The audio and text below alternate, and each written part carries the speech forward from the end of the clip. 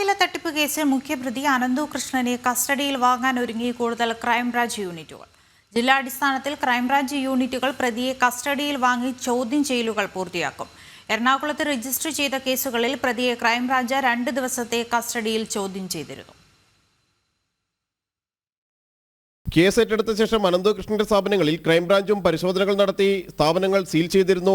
Crime branch SP MJ സോജന്റെ നേതൃത്വത്തിലുള്ള പ്രത്യേക സംഘമാണ് പാതിവില തട്ടിപ്പ് അന്വേഷിക്കുന്നത്. സംസ്ഥാനത്ത് വിവിധ ജില്ലകളിൽ അനന്തകൃഷ്ണനെതിരെ പരാതികളുണ്ട്. ജില്ലാ തലത്തിൽ ക്രൈംബ്രാഞ്ച് യൂണിറ്റുകൾ പ്രത്യേകമായാണ് അന്വേഷണം നടത്തുന്നത്.